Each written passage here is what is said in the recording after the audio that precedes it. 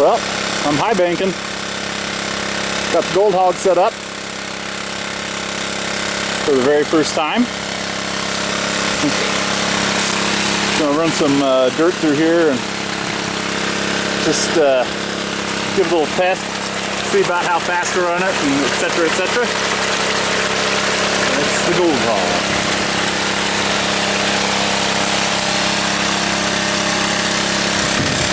Okay. This is obviously like way unclassified. I've got like proper boulders in here. Obviously I don't expect them to go through the gold hog. What I do is I just hold them down in there and wash them off.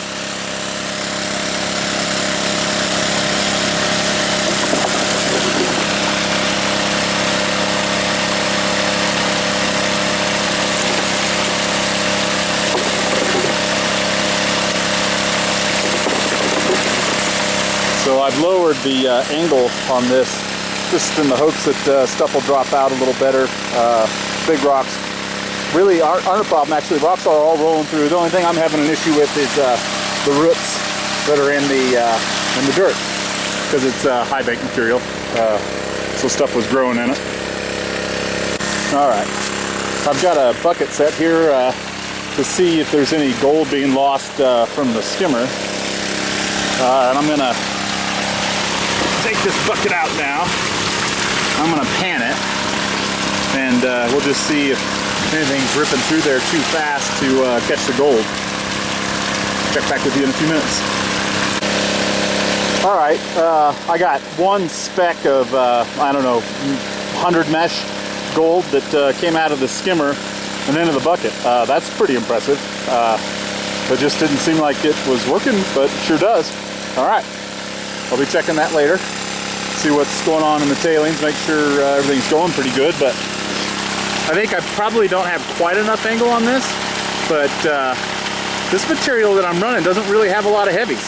It's got gold, that's a heavy, but there's not a lot of magnetite and iron in here. I don't know why, but stuff's dancing pretty good. Seems to be cleaning out, so I'll just keep an eye on it.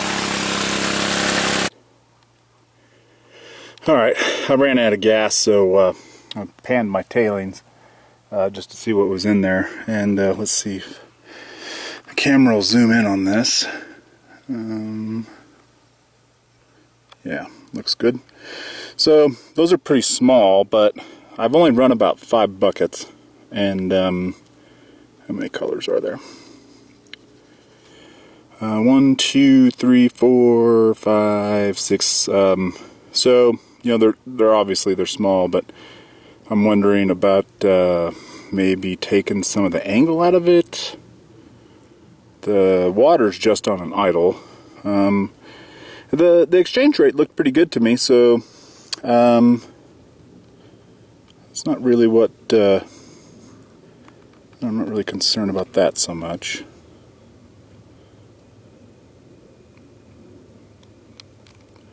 I'm going to try a different angle.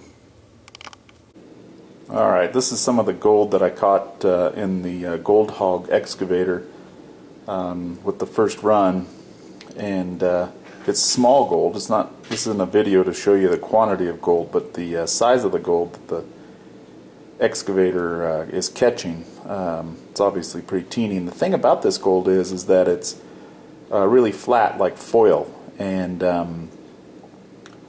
you know, it just floats in water, literally, and it's pretty hard stuff to catch. So that's pretty impressive. What I've noticed is that I'm still playing with my angles on the excavator, and I've got.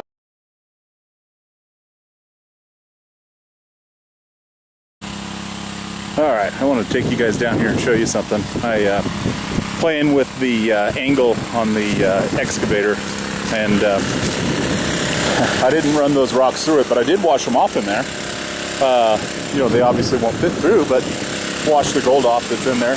And sorry about the wind and the motor noise, but just wanted to show you, you know, I've got this thing running flat out like a lizard drinking, and it's having a hard time discharging the light material. So I'm going to have to run more slowly. But I checked the tailings, and there was like one speck of you know, minus 100, but you know, way minus 100. It's teeny. So I'm thinking this is just about right for this setup. You know, it's been running for a little while now by itself while I went to get the camera, and it's cleaned itself out. So I'll have to run a little more slowly, and I don't mind that. Like I was showing you that gold before, it's, you know, it's paper thin. It's thinner than paper. So it flies out of there, and I think actually my water may be a little bit restricted right now as well. You know, there's so many doggone variables. You know, my dirt's wet now. It's rained like crazy here. My dirt's really wet. That could have an effect. Gosh, you know, so every time you set up, there's going to be little variables, and you really have to just kind of test for a little while before you start running a great deal of dirt. Just to, you know, make sure that you've got everything going right for that day. All right, see you later. All right, here's some more unclassified dirt. Can't really see any big boulders in here right now. Not that that's very interesting, but so, you know, when I feed this thing, I'm not going haywire. It's a little different doing it one-handed. But I could go a little faster than this, but it's really difficult to do it one-handed. There we go. That was a big flop. And I keep checking this skimming tray, and it's amazing me. I just don't find gold when I put a pan down here or a bucket. I am not finding gold in it. It's just blowing my mind. Because that seems, I don't know, seems like there's a lot of dirty material coming off back there, but it's doing the job. All right.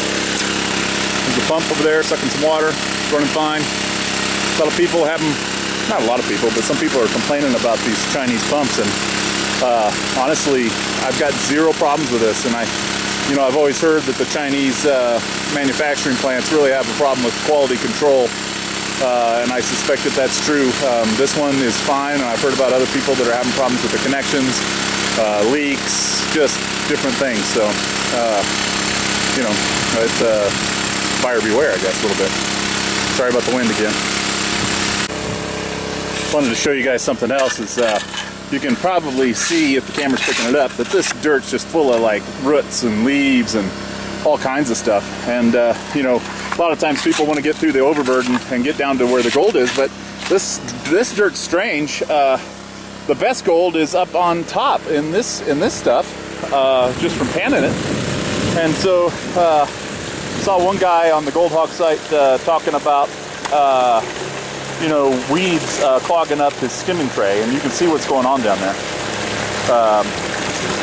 And I'll tell you, this is a minor inconvenience to me, just because I hate classifying. And whoa, classifying will probably get rid of most all of this, but I don't like it. And the other thing is I noticed that my gold retention, I don't know why, maybe I'm just bad classifier, but my gold retention seems to be better when I'm washing the rocks in this, as opposed to doing it through a classifier wet. I don't know why, but so anyway, this is obviously extreme. This isn't a commentary on the Gold Hog. This is just the kind of dirt that I'm running. But it's really pretty simple to clean. I just stick my hand under here, go against the water flow, and pretty much all those little guys wash out of there. I haven't noticed that there's any disruption to the flow down below that's you know, causing gold to probably slip out or anything, but this definitely goes faster when you're not holding the camera. So anyway, so now it's nice and clean, and I just do that every once in a while, but thought I'd show that to you because I saw somebody commenting about it on the forums.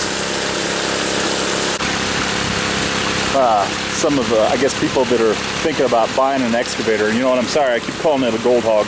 It's made by Gold Hog. It's the excavator unit. You know, you might wonder how, you know, what kind of size rocks can get through there. Okay, those are too big, most of them. But this is the size that are going through unassisted real regularly. You know, that's a good size. That's a pretty good size rock. You know, so this little guy is sure impressive. Really impressed. Just wanted to show you that.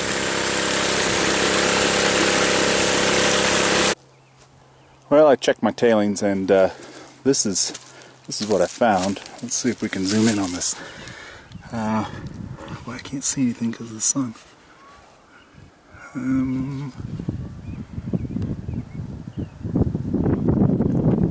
There's a tiny speck in there, and I can't see it. So I don't know if the camera's picking it up. This footage may never make it. But the point is that this pan was absolutely chock full of the tailings that came from that tub. And I've got this thing running really flat. And you couldn't do this in a lot of places because there'd be too much black sand, but I don't have that much black sand here where the gold is. In fact, the places that I find the most black sand, there's no gold there. And that's counterintuitive, but that's why you got to sample pan and figure out where the gold is.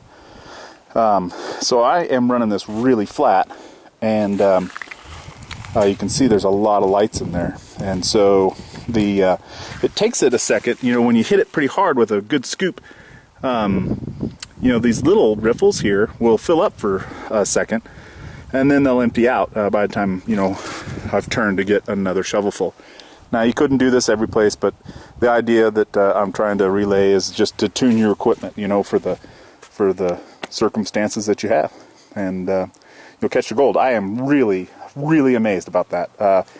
I've got a gold cube, and when I run dirt through the gold cube, you know, I have to classify it down, and there are, like, I'm serious, no losses with the gold cube. It's completely amazing, but I have to screen, and it would take me a lifetime to move that much dirt with my gold cube because it's unclassified. But this is having just amazing results, and I haven't classified one single bit. Really, really super happy. Now, something I noticed is really, really cool running kind of flat like this is you can watch the sand when it comes in. It just hugs next to the gold hog mat and just rides over all these ripples, and boy, that's just awesome. It's a thing of beauty. It's not, you know, it's not high up in the water. It's just hugging tight to that mat and letting anything heavy drop out in these little black ripples. It's really fun to watch. Probably pretty hard to catch on camera. We'll see what we can do. I'm going to take some of this clean dirt so the water doesn't get cloudy. Clean dirt. I'm going to jump this in and see if I can capture this.